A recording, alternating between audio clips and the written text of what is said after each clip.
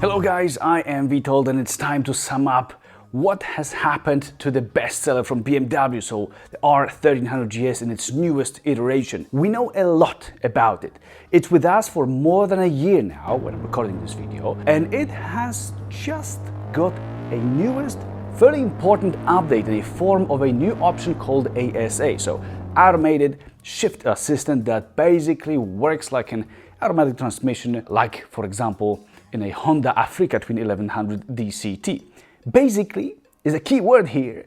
And to know more about this new system in BMW and learn all my experiences with it, please do watch my full review of it that's linked in the description of this video. Now here I'm going to tell you what I believe is awesome about this new R1300 GS in general, and also considering this ASA variant of it. So sort of two aspects of this video.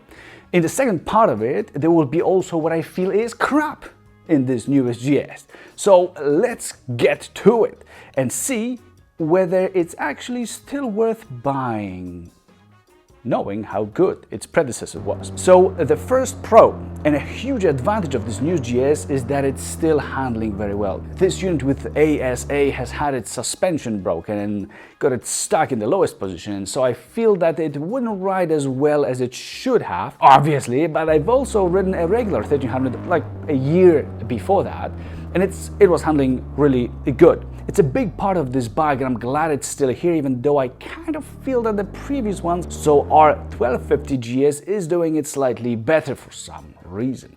The second advantage is connected to the Boxer engine, and it's that it gives plenty of flexibility, especially at lower RPM. This helps tremendously with overtaking outside the city especially, and it gives us the feeling of control. It's on a really high level and I do appreciate it. Then with the automated shift assistance system, we do have a choice on the fly regarding whether we want to change gears ourselves using the gear lever or just leave it all to the bike and keep it in the fully automated mode, in the fully automatic mode. Now in this automatic one, we may still use the gear lever to force the bike to change gears, so it's all good and under control in this aspect as well. No need to be very much worried. However, you'll see. Honda doesn't automatically come with a gear lever, unlike this GS, but there are only buttons on the handlebar, which I'm not a fan of, so BMW scores here.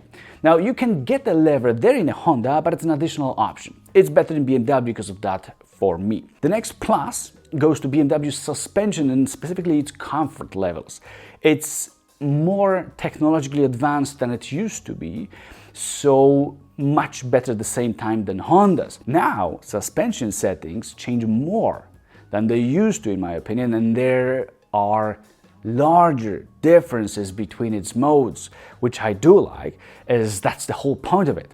So we still have a fairly comfortable ride on R1300 GS. If you like it comfy at home or your office as well, please do check out these electric office chairs from Power Seats at powerseats.eu. Brilliant stuff. Now the fifth nice aspect of the BMW is its overall quality and solid feel when dealing with the whole bike. I believe that it has always been this way with BMWs in general, but the GS series especially. They just look and feel reliable and solid. Maybe now a little bit less than in the past, but it's still here. The sixth pro on my list is this fantastic front telelever Evo suspension that prevents a GS from diving when braking with a front brake. It's been there for ages, almost literally as well, in different forms, but it's still doing its job absolutely perfectly. It also gives this awesome feeling that's totally unique in the motorcycling world, as nothing aside from a few BMWs, a few other models can have that. It dramatically improves braking experience and also effectiveness of it, as the rear wheel maintains more grip and it can help slow the bike down better this way. Cool stuff. And now it also has this cool Evo in its name. Wow! Number 7 on my list is that this bike comes with a drive shaft by default, and I'm a big fan of the solution since it's generally maintenance free. Having it already included is a great plus, I believe. Then there is all that onboard technology, including electric windscreen, lowering suspension if you go for that option, radars in the front and in the rear, keyless access, suspension modes, and much more. A bit of that tech comes as standard, the rest is additionally paid, but it's there if you want it and have even more money to spend on a motorcycle, because why not? Anyhow, if you want it, you will find in a BMW R1300 GS on the list of options most likely. Number 9 may be slightly controversial, as I somehow feel that this bike is rather fairly priced when looking at the whole segment and which brand offers what. It's not a cheap bike to buy at all, but none of them are anymore. But then in comparison, this one seems to make a lot of sense, I think. Then the pro number 10 is that BMW brand has its very own specific appeal and also community around it, and a decent dealer network, which may be tempting to some riders. That may matter. So it, I think, is worth mentioning, in my opinion, to be able to realize which things are important to you. And in the 11th, we've got ASA's great and main advantage, which is that it won't let you stall the bike. Once you're on the bike, you won't kill its engine by improper clutch operation, which is a very nice thing indeed, and I like the confidence that it gives, especially that these boxer engines are not very hard to stall otherwise, and I've been talking about it for years. Now in this version it's not an issue anymore. Beautiful. The last one is also connected, and it's that theoretically you don't need proper motorcycle boots, as you don't have to use the gear lever at all. One of the greatest advantages of a moped found its way to BMW R1300 GS. Amazing. I still believe that only riding in proper protective motorcycle boots is the right way to go, and that's what I'm always doing myself. But hey, in some hot countries, some hot places, and some hot times, maybe some of the riders would appreciate it now, so they can have it. So this is it for the advantages of this new BMW R1300 GS with ASA system. Now let's switch directions and focus on what's not so great or simply bad in this bike. It may differ between us all, so remember that it's just my own perspective that may help you pinpoint areas that you would want to evaluate yourselves in the first place when you are testing this motorcycle. Let's start off with the experience showing that this new tech may like to break down. Suspension on this particular R1300 GS with ASA was broken allegedly by some other rider, but still, you don't want to be able to break it just like that, being 1,000 miles away from home, getting stuck somewhere, or at least having to deal with the trouble. We all know that the more complex solutions there are in anything, the higher the likelihood of it breaking, and there is a lot of stuff in this new GS. And, well, here are the effects of that.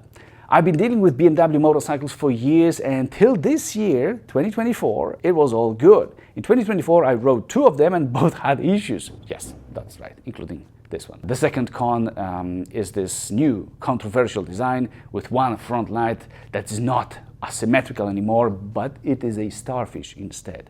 It's a good-looking bike from the side, I think, but that front face with a huge forehead and low-hanging lamp is definitely not my style. And as far as I know, it's not really loved after the previous GS in general.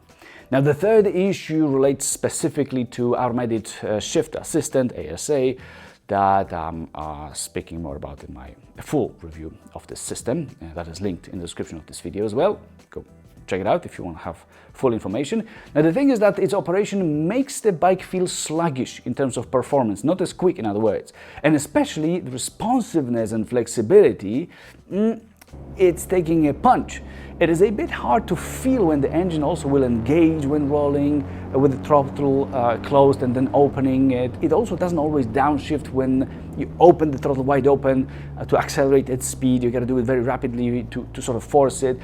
In the end, you've got to do it sometimes manually instead during the acceleration, which I don't really appreciate. I don't think that's how it should be on a bike of this class segment. So it negatively impacts performance, in my opinion. The fourth con is that ASA system causes very rough gear changes. This is unpleasant, and we all would prefer for it to work smoothly. I suppose, at least. Not the case here, and there seems to be nothing to be done about it, as it's generally an automatically triggered quick shifter changing gears. So it cannot be really smooth. It's a different kind of automatic gearbox, but not like in cars. So there are some differences which may not make it even possible for it to be smooth. Okay, so the next one is surprising to me, and is that there aren't any separate transmission modes of operation. You may choose between fully automatic mode when the bike changes gears, deciding when the time is right, or you may switch to manual mode where you will have to change the gears yourself. But in automatic mode, there is nothing to be done to influence its operation, unlike in Honda Africa Twin 1100 DCT. I wish there were some modes here next to regular riding modes that actually don't seem to influence the transmission operation much, or even at all, probably not at all. So, nah. There is a long way ahead of BMW if they want this to really work well and be compatible and compete with Honda in this field. Number 6 is that once you get a GS with ASA, there seems to be no way back to a regular transmission. There's no clutch lever in the first place. Now, maybe there are or will be some kits to revert this, but so far I haven't heard about any, so I assume that these bikes are as they are. So if you don't like it at some point, it's bye-bye time and not let's just remove it. Con number 7 is my all-time favorite, and it's about the engine sound, which I'm personally not a fan of. This particular bike with ASA in the video has an aftermarket exhaust with a valve that's opening if you want it, and hence it can be louder or quieter, and it improves things a lot, but still it's not a V2 engine. A very personal matter though. The next thing that I'm not excited about, despite it being a generally positive one, is that this new 1300 GS seems visually smaller when sitting on it. I'm not sure I like that, and rather I don't really like it. I would prefer for it to stay the same size as before. It feels lower and thinner, and it likely is. See if you like it this way, and if you don't, then just, well, get yourself an R1300 GS Adventure, which is larger in size. Problem solved, you're welcome. Number 9 is that for whatever unknown reason, I still feel like this new GS doesn't handle as easily as the one before it, so the 1250. It is lighter now, it is stiffer, so it should feel nimbler, but to me it doesn't, and it pushes me away from it somehow. The feelings in this area are still positive in general, and the bike does a great job overall. I just feel that it used to do an awesome job before. Strange. There's a large head-to-head comparison of this GS to the previous one, and also to its competitors here on my YouTube that I've made, so take a look at that if you would like to know more about where it places itself. The last 10th disadvantage of this bike is similar to the previous one, as despite feeling very comfortable suspension-wise, I also still somehow haven't registered in my mind that the previous R1250 GS used to be more comfortable. This is quite hard to judge also because we all prefer different things, and sometimes we perceive them differently, even though sometimes they are exactly the same. But I want to always give you guys a full overview and share all my observations. I'm doing it for you, and I hope that you find them useful in later analyzing your own experiences and choosing your favorite adventure motorcycle. So again, take a look at the linked videos to get more in-depth information and feelings, and do let me know what counts for you the most in the comments. See ya!